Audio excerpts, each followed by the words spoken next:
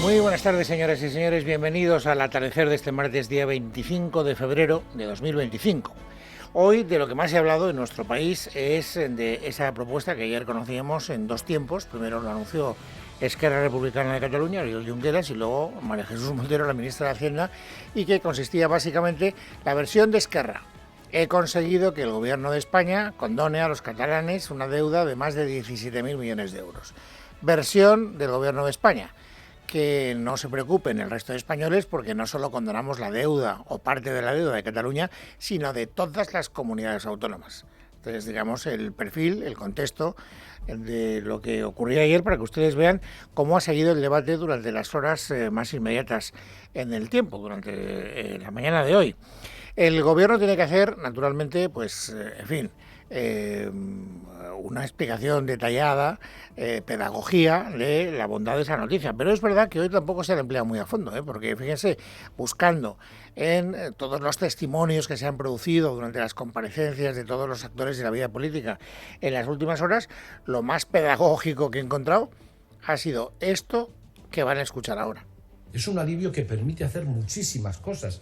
Seguramente todos querrían más, pero me parece que esto es mucho más que razonable en este momento, y la propuesta del Gobierno a mí me parece perfecta en este sentido. Bueno, teniendo en cuenta que es el portavoz parlamentario del Partido Socialista, Patxi López, en el Congreso de los Diputados, que al grupo parlamentario del PSOE le parezca perfecta la propuesta del Gobierno, no aporta absolutamente nada. Y verán ustedes que tampoco hay una profundidad grande, argumentalmente hablando, en el testimonio del portavoz parlamentario del PSOE. Y fíjense que me sorprende que esto sea lo más destacado desde el punto de vista pedagógico, porque hoy es martes. Y todos los martes hay Consejo de Ministros y después del Consejo de Ministros hay rueda de prensa y por lo tanto sale la portavoz. Le han preguntado muchas cosas, pero ¿saben lo que pasa? Y espero que algún día me lo agradezcan, porque hacer un seguimiento exhaustivo de lo que dice la portavoz del Gobierno en la rueda de prensa del Consejo de Ministros es cansino para quien lo hace y cansino para quien lo escucha, porque nunca dice nada de interés. Y de hecho, hoy le preguntaban a la portavoz, los periodistas que están allí en la rueda de prensa, cosas interesantes, y las preguntas más interesantes no las ha contestado. Por eso digo que, hombre, pues si quiere usted hacer pedagogía, haga pedagogía, pero no se escurra, que es lo que ha vuelto a hacer una vez más hoy Pilar Alegría. Rubén Fernández. Buenas tardes. Sí, la pregunta la hacía Esther Redondo de La Sexta y es una de las que quedaba sin responder. Si el Gobierno no necesitara a diario los votos de Esquerra Republicana y de Junts en el Congreso, esta medida que ustedes califican de histórica, ¿se habría aprobado? En privado, entre sonrisas, alegan que es una buena pregunta. Así que la cuestión se mantiene en el aire mientras elevan ahora la presión sobre el Partido Popular para que apoye una mutualización de las deudas de las comunidades autónomas para blanquear la quita de la deuda catalana. Pilar Alegría, portavoz. Mire, yo creo que el señor Feijóo tiene que dar simplemente una respuesta a los españoles. ¿Está por condonar o está por condenar? ¿Quiere condonar la deuda a sus comunidades autónomas o quiere condenar a los ciudadanos de todas las comunidades autónomas? Y el flamante líder de los socialistas madrileños, el ministro Óscar López, hacía esta reinterpretación de la norma tras la oposición de Ayuso. A mí me encantaría que me perjudicaran quitándome la hipoteca. Las condiciones de esta mutualización se aprobarán mañana en el Consejo de Política Fiscal y Financiera y luego se llevarán como ley orgánica al Congreso, donde los socios del Gobierno deberán respaldarla. Bueno, pues esto es lo que ha dado de sí la rueda de prensa, de verdad, yendo a lo fundamental y evitando la hojarasca. Si evitáramos la hojarasca, es decir, la farfolla, las palabras que no dicen nada de la portavoz del Gobierno, todos los martes la crónica del Consejo de Ministros quedaría reducida a la mitad de la mitad. Bueno, por lo tanto, si ahora vamos al fondo de la cuestión y decimos, bueno, políticamente hablando, ¿qué es lo que está en juego? Pues en juego hay un par de cosas.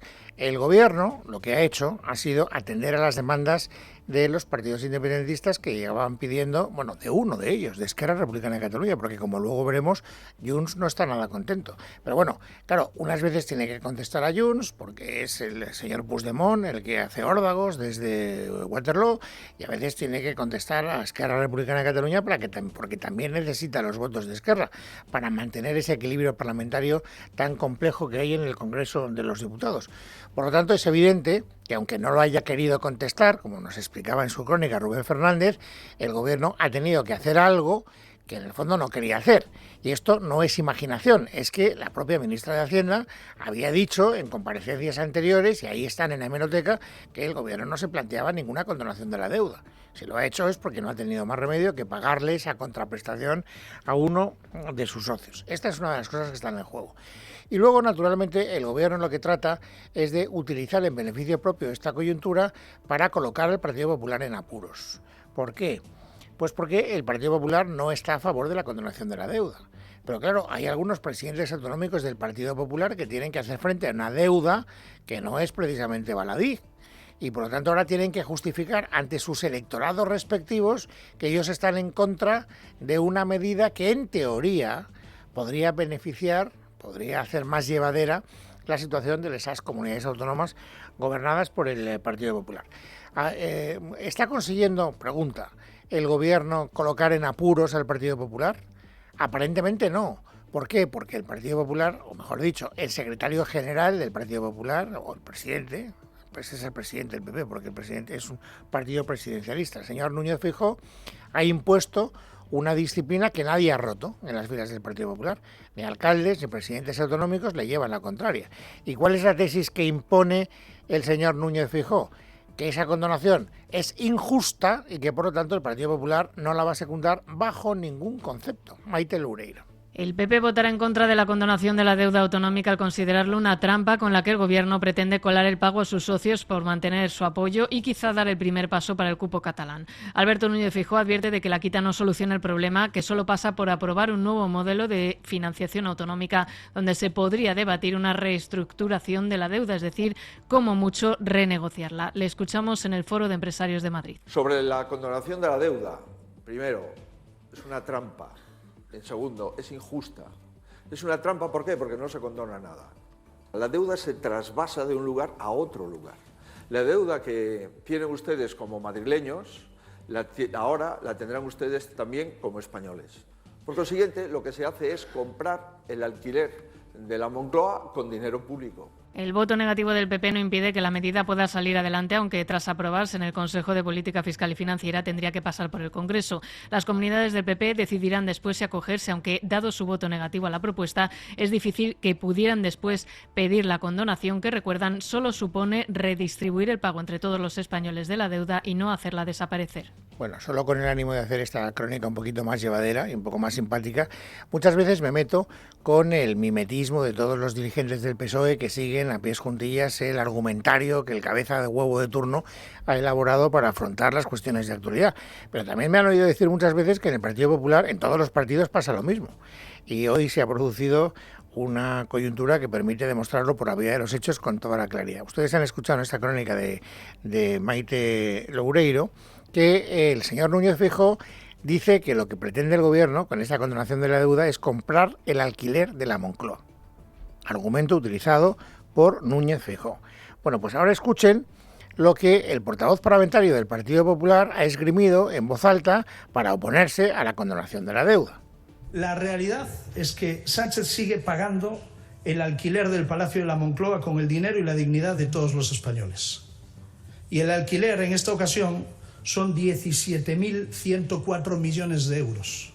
Sale un poquito caro mantener a un presidente del gobierno en las situaciones actuales. Bueno, pues eso, la misma idea, con la misma expresión, con las mismas palabras y con la misma estructura gramatical. No aporta nada. Insisto, esto será solo un pequeño divertimento para que vean ustedes hasta qué punto las opiniones de los dirigentes políticos de nuestro país son autónomas. O sea, se sujetan a algo que ha escrito alguien. Cada día uno distinto, quiero pensar. Bueno, ahora, yendo al fondo de la cuestión. Claro, no hay unidad en el Partido Popular, independientemente de que lo digan con un argumentario o con otro. Parece que sí, porque todas las voces que se están escuchando, tanto de líderes autonómicos como de alcaldes del Partido Popular, van en la misma dirección que lo que está esgrimiendo, lo que está argumentando públicamente el señor Núñez Feijóo. Vamos a escuchar un ejemplo de cada una. Por ejemplo, presidenta autonómica, María José Sáez de Buruaga, presidenta de Cantabria. Es simple y llanamente el pago de la factura al independentismo para que Pedro Sánchez fuera presidente y continúe en el poder. Para nosotros, la supuesta condonación de la deuda a las comunidades autónomas es una trampa, o sea, es una maniobra trilera. Verán ustedes que también utiliza la misma argumentación, exactamente la misma que ha utilizado primero el presidente del partido y después el portavoz parlamentario del partido. Pero bueno, les decía, escuchemos ahora un ejemplo de alcaldesa, no solo de alcaldesa, sino de la presidenta de la Federación Española de Municipios y Provincias, que es del Partido Popular y que, como ustedes saben, se llama María José García Pelayo. Si tú tienes una deuda, la tienes que pagar. Lo que necesitamos los ayuntamientos que tenemos una deuda es una solución de tal manera que ahora mismo nosotros tenemos una financiación al 2050, pues a lo mejor es que la necesitamos al 2070. Esta sí que es una idea que va, dicha sea con todo cariño, al fondo de la cuestión. O sea, ya no se trata de construir una frase bonita, esto de que quieren comprar el alquiler del Palacio de la Moncloa. Escuchábamos al señor Núñez Feijóo diciendo que estamos dispuestos a hablar de la reestructuración de la deuda, no de la condonación de la deuda. Bueno, pues aquí tenemos a la señora García Pelayo hablando de reestructurar la deuda. Por tanto, insisto, no hay ningún motivo que nos permita pensar que existen disensiones internas en el Partido Popular a la hora de mantener esta posición. Y donde el debate está siendo más enconado, como no, es en Madrid. En este caso con cierto motivo, porque Madrid va a ser la comunidad autónoma más perjudicada. ¿Por qué? Porque es la que tiene menos deuda. Por lo tanto, los madrileños vamos a tener que pagar nuestra cuota parte de la mutualización de la deuda de otras comunidades autónomas. Y esto, naturalmente, al Gobierno de Madrid le parece mal. Hoy lo ha explicado con toda claridad el portavoz parlamentario del Partido Popular en la Asamblea de Madrid, que se llama Carlos García Pache. Además, el sistema de quita de la deuda propuesto por el Gobierno no hace desaparecer, sino que reparte la deuda pública autonómica entre todos los españoles. Por lo tanto, penaliza a quienes mejor gestionan y por todo ello les anuncio que el Grupo Popular en la Asamblea de Madrid va a proponer la creación de una comisión de estudio en esta Asamblea para que los madrileños puedan conocer con detalle y con rigor el impacto de este vergonzoso acuerdo en Madrid. Bueno, he cambiado, por cierto, y pido perdón por ello, el apellido al señor Díaz Pache, porque he dicho García Pache y es Díaz Pache, don Carlos Díaz Pache. Bueno, y les decía, esta posición del Partido Popular en Madrid, que desde luego va a ser, yo creo que una posición mantenida de manera incólume, no creo que haya ningún tipo de retractación argumental en el futuro inmediato, pues lo que va es a recibir una especie de, sacudida por parte de los grupos de la oposición, que en Madrid son los grupos del gobierno en España. Saben ustedes que en Madrid gobierna la derecha y en España gobierna la izquierda. El principal partido de la oposición en la Asamblea de Madrid es Más Madrid. Y la señora Bergerot, que nunca sé cómo pronunciarlo, que es la portavoz de Más Madrid, ha querido polemizar directamente con Díaz Pache. ¿Con qué argumento? Con este. Estaremos encantados de discutir sobre política fiscal, sobre por qué el Partido Popular lleva décadas reduciendo la capacidad recaudatoria de la Comunidad de Madrid para bajar impuestos a los ricos, desmantelar los servicios públicos y abrir nichos de mercado a sus amigos. Bien, por lo tanto, aquí tienen ustedes un frente claramente identificado. La lucha política, ideológica, argumental entre la izquierda y la derecha, el principal partido de la derecha, aunque tengo que decir que Vox en esto, argumentalmente hablando, por lo menos está muy cerca de lo que está diciendo en voz alta el Partido Popular. Pero lo que probablemente es más interesante desde el punto de vista informativo no es ese duelo entre la izquierda y la derecha, esa distancia que existe en este y en todos los campos que ustedes quieran repasar entre el Partido Popular y el Partido Socialista o viceversa, sino las dificultades que puede encontrar el gobierno para, hacer que todos los socios le sigan.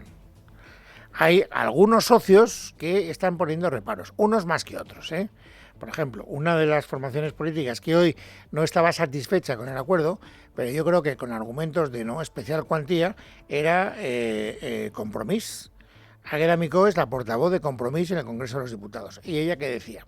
Pues que no está contenta, sobre todo con la metodología. Que se hable con Esquerra, que se hable solo con un socio de la mayoría parlamentaria, a ella no le parece justo. Y reclama su cuota de protagonismo. Se tiene que negociar con todos los socios de investidura y Compromís, en este caso. Nuestro objetivo básico de apoyo a la investidura y de apoyo a este gobierno es acabar con los problemas de infrafinanciación valencianos y esta será la clave para negociar y para que nosotros podamos apoyar los presupuestos y que la legislatura tenga continuidad. Bueno, pues aquí está la posición de Compromís. Insisto, no me parece que sea una posición que al gobierno le quite el sueño, francamente. No me parecen, digamos, argumentos de mayor cuantía, decía hace un instante y me ratifico. Pero ahora llegamos al centro de la cuestión, que es la oposición de Junts per Catalunya, que a mí me parece que desde el punto de vista informativo es lo más interesante de todo este culebrón que estoy tratando de resumirles. Porque hoy he hablado de una portavoz de Junts que se llama Mónica Sales. Y entonces, claro, se le nota mucho a Junts que está molesto con esta medida por dos razones. En primer lugar, por el fondo, que no coincide con la reivindicación que ellos llevan haciendo durante mucho tiempo.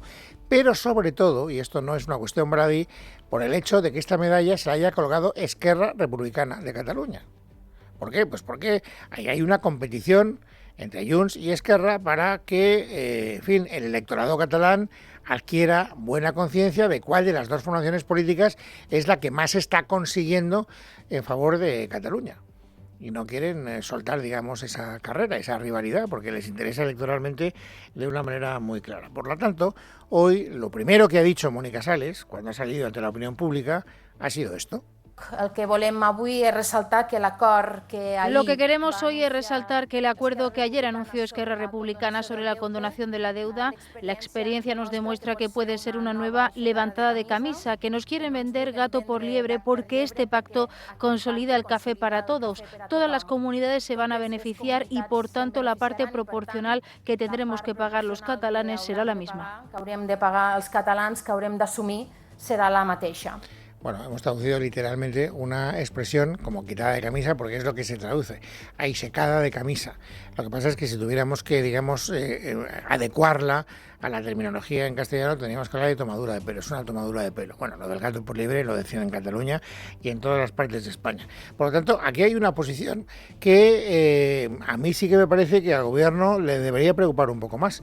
Entre otras cosas porque el gobierno sabe que este asunto va mañana miércoles a la reunión de la Comisión, no me acuerdo cómo se llama, Fiscal y Financiera, donde están reunidas todas las comunidades autónomas. Pero es que en el seno de esa asamblea, el que tiene el 50% de los votos es el gobierno, por lo tanto basta el apoyo de una sola comunidad autónoma para que esto salga adelante. Mañana sí. Pero no se puede olvidar el gobierno de que luego eso tiene que ir a las Cortes, al Congreso de los Diputados. Y que los acuerdos que se tomen allí, que se tomen mañana, tendrán que ser refrendados por una mayoría parlamentaria. Y lo que el gobierno debería plantearse es, ¿y tenemos asegurada la mayoría parlamentaria? Para tenerla asegurada necesitamos el voto de Junts. ¿Y qué ha dicho hoy Junts? ¿Qué ha dicho Mónica Sales cuando le han preguntado directamente, oiga, ¿Junts se plantea la posibilidad de votar en contra cuando esto llegue al Congreso? Respuesta. S'ha de fer una votació al Congreso. Se tiene que hacer una votación en el Congreso, según tenemos entendido, y por tanto en este momento Junts manifestará su posicionamiento. Nosotros lo que denunciamos es que instaurar este café para todos no es la opción de Junts per Catalunya, que lo que hemos defendido desde el principio, y se puede ver en el recorrido parlamentario que hemos hecho y también en nuestro programa electoral, es la condonación de la totalidad de la deuda del FLA. Totalitat del deute del FLA. Por lo tanto, de momento, dice, nuestro voto no lo tienen. Ya sabemos cómo funciona Junts, tampoco nos vamos ahora a llevar a engaño. Ellos ponen ya precio a lo que el gobierno necesita. O sea, si tiene que ganar esta votación y necesita Junts, pues Junts sacará todo el provecho que pueda. Entre otras cosas, para colgarse sus propias medallas y no permitir que sea el señor Junqueras el que se huelgue en solitario esa medalla. Pero de momento ahí tiene el gobierno un escollo que tendrá que sortear, ya veremos cómo. Ya veremos cuánto nos cuesta a todos los ciudadanos que el gobierno tenga que sortear ese nuevo escollo. Y naturalmente en esta batalla entre Junts y Esquerra, pues también Esquerra quiere participar. El señor Junqueras era el primero en salir ayer, lo recordaba al principio del programa, para anunciar este acuerdo con el gobierno de Pedro Sánchez. Pero sabe que necesita Junts. Y por eso hoy el señor Junqueras ha hecho este llamamiento explícito a la conciliación y a la búsqueda de acuerdos entre Esquerra y Junts. Aprovecho para recordarle a Junts que si quiere podemos llegar a buenos acuerdos, que a nosotros ganas no nos faltan. No queremos tener una confrontación cotidiana. Nosotros lo que queremos es aprovechar estos micrófonos para recordarles que si quieren estamos dispuestos a hablar con ellos, llegar a acuerdos con ellos que sean buenos para nuestro país. Bueno, pues ya veremos cuál es el siguiente capítulo que se va a escribir mañana y tendremos que seguir hablando de esta cuestión. Pero mientras tanto les quiero contar también que hoy se ha producido una noticia no muy trascendente, la verdad, porque no tiene gran trascendencia, pero sí un poco llamativa. Y es que el juez del Tribunal Supremo que está investigando al fiscal general del Estado hoy ha dictado un auto en el que le dice al fiscal general del Estado: usted ocultó pruebas, y eso no está bien. No tiene trascendencia penal lo que ha hecho, por eso digo que no es muy trascendente, pero no está bien, no está bonito. Y esto pues tiene el valor que le queramos dar. Miguel Ángel Pérez. Buenas tardes. En un auto de 5 páginas al que ha tenido acceso a Libertad Digital, el magistrado del Tribunal Supremo que investiga al fiscal general del Estado, Álvaro García Ortiz, por revelación de secretos, señala que carece de relevancia penal que un investigado llegue a hacer desaparecer pruebas que le puedan incriminar, pero que así sea tampoco se debe ignorar que no tenga incidencia en el desarrollo de una instrucción penal. Añade el auto que en el caso de la presente instrucción es una evidencia que el investigado ha hecho desaparecer pruebas que podrían encontrarse en sus terminales móviles y, aunque ha dado distintas explicaciones para hacerlo, de haber mostrado algún grado de colaboración con el esclarecimiento de los hechos, bien podía haberlo comunicado antes de llevar a cabo tal desaparición. Ante tal desaparición, insiste el magistrado Ángel Luis Hurtado, y el cauteloso conjunto de precauciones para sustraerse a la acción de la justicia, ha sido necesario acudir a la realización de una serie de medidas de investigación tecnológica en búsqueda de los dispositivos móviles con los que se presume que ha desplegado su actividad delictiva, en las que previsiblemente el propio investigado debió haberse representado la posibilidad de encontrar datos relativos a tercero que no había razón para descartar que ofrecieran información y que contribuyese a ese esclarecimiento de los hechos. Y así es como un día más el fiscal general del Estado se convierte en actor principal del resumen informativo del día. Aquí tenía previsto, pero se lo voy a ahorrar, ya lo digo, de antemano, reacciones del Partido Socialista y del Partido Popular para decir lo que nos vienen diciendo desde hace meses.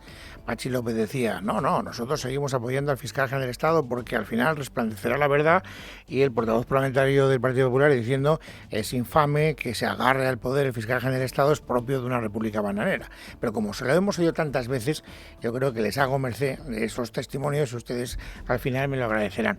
Me interesa más que Noelia Bautista nos cuente lo que ha ocurrido hoy con el testimonio de la empresaria que denunció haber llevado dinero en efectivo a la sede de Ferraz, 90.000 euros. Hoy está imputada en la causa.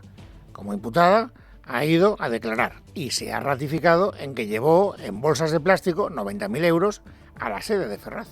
Estaba citada a declarar como testigo, el juez le ha escuchado y de momento no ha decidido cambiar su condición en el marco de la trama Koldo, en la que Carmen Pano sigue siendo testigo. Se trata de la empresaria que aseguró haber llevado dinero en efectivo a la sede del PSOE por orden de Víctor de Aldama.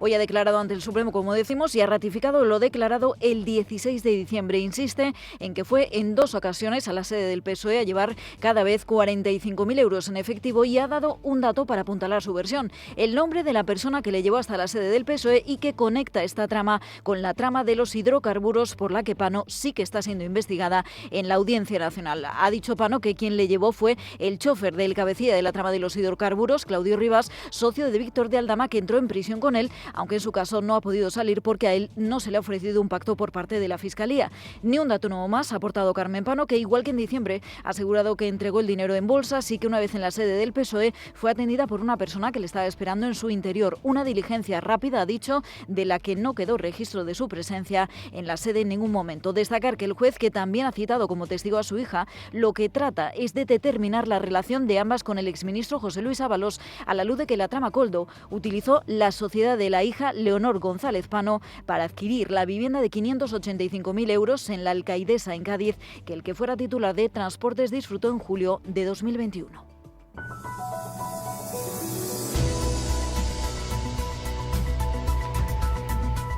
Bueno, pues es martes, es 25 de febrero de 2025. Vamos, amigos, ahora a completar el paisaje informativo sobre este saliente del día. Ángel Hernández, bienvenida, buenas tardes. Buenas tardes, Luis. Hoy Libertad Digital desvela en exclusiva los mensajes intercambiados por el empresario Víctor de Aldama y la ex vicepresidenta tercera del Gobierno y ministra para la Transición Ecológica, Teresa Rivera. Se muestra cómo Rivera y Aldama estudiaron un proyecto relacionado con una central térmica en El Bierzo, en la comarca de la provincia de León. Miguel Ángel Pérez, buenas tardes. Según la copia del volcado del teléfono móvil de Víctor de Aldama, efectuado por los agentes de la UCO, a la que ha tenido acceso a Libertad Digital. El 4 de noviembre de 2020, Aldama escribía a la entonces vicepresidenta del Gobierno, Teresa Rivera, para explicarle que se había producido un malentendido con el jefe de su gabinete. El empresario cuenta a Rivera que el presidente de la entidad Caja Rural de Zamora, Cipriano García, se va a reunir con el entonces mano derecha de Pedro Sánchez, José Luis Ábalos. El comisionista relata además que querían mantener otro encuentro con la propia Rivera porque el presidente de Caja Rural de Zamora va a financiar un proyecto relacionado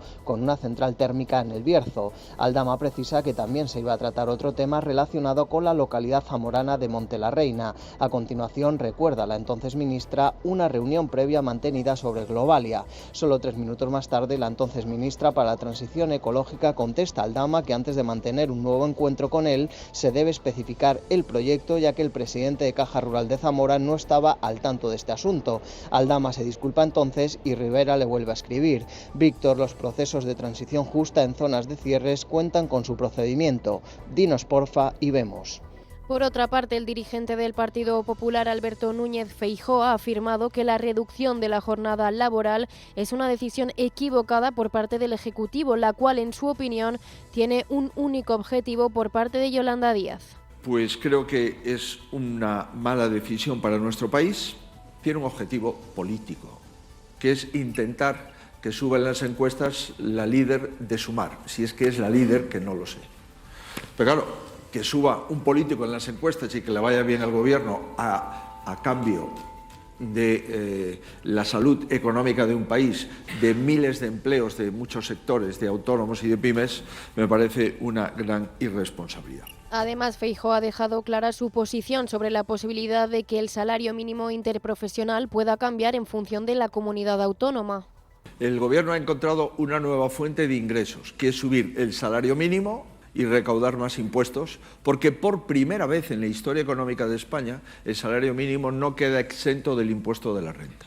Es un buen negocio para el Gobierno, es muy mal negocio para las empresas y es una pérdida de poder adquisitivo para los trabajadores. Más cosas. El presidente de la Generalitat Valenciana, Carlos Mazón, ha asegurado este martes que el pasado 29 de octubre, Día de la Dana, estuvo en el Palau de la Generalitat desde que acabó de comer. Insiste en que no estaba incomunicado. Luis Colón, buenas tardes. Buenas tardes. Carlos Mazón no cambia de versión en su defensa por cómo gestionó las alertas de la Dana del pasado 29 de octubre. El presidente valenciano mantiene su postura de que nunca llegó a estar incomunicado y que se intercambió WhatsApps con sus consejeros y con el CECOPI, a pesar de no estar presencialmente en las reuniones. Desde que empezó el CECOPI a las 5:30 ya estábamos recibiendo información y haciendo llamadas. Desde luego lo que no estábamos era incomunicados.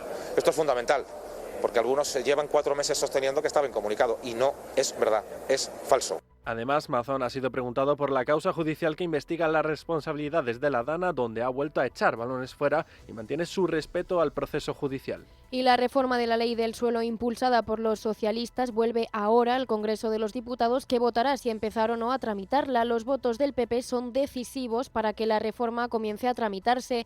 El Partido Popular la rechazará previsiblemente por considerar que se trata de una propuesta incompleta y precaria. En la misma línea están el resto de los partidos de izquierdas. Ayer fue el ministro Urtasun el que repitió que Sumar no apoyará la reforma y hoy desde Compromís y Podemos aseguran lo mismo.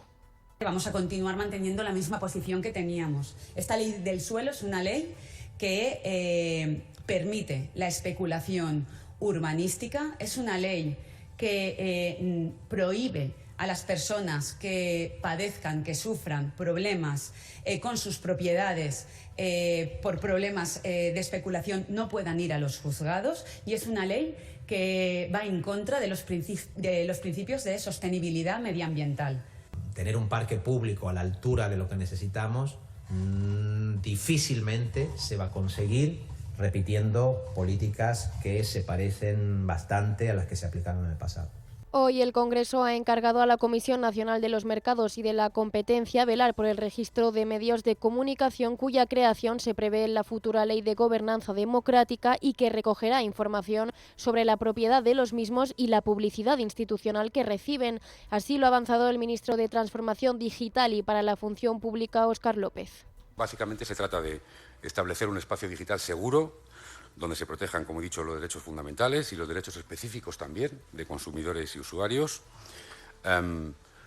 que, como digo, adapta nuestra legislación al reglamento ENFA y al reglamento también de la DSA, y que básicamente, y para que ustedes lo entiendan, atribuye las competencias a la CNMC, a la CNMC en vigilancia del cumplimiento de la regulación europea. Denunciados 4 menores de Villablino, León, por desnudar a compañeras con inteligencia artificial y difundirlo. Santiago Fernández. Las afectadas son 4 menores cuyos padres ya presentaron denuncia ante la Guardia Civil. Los implicados son alumnos del Instituto de Secundaria de Villablino, en León, que habrían utilizado la inteligencia artificial para desnudar a sus compañeras y difundir la imagen a través de una aplicación de mensajería. Las menores habrían obtenido las imágenes de sus redes sociales y las habrían manipulado y retocado para, posteriormente, difundirlas a través de WhatsApp por diferentes grupos de la localidad. El centro educativo inició una investigación interna en cuanto conocieron los hechos y la Consejería de Educación confía en que se aclare lo sucedido cuanto antes.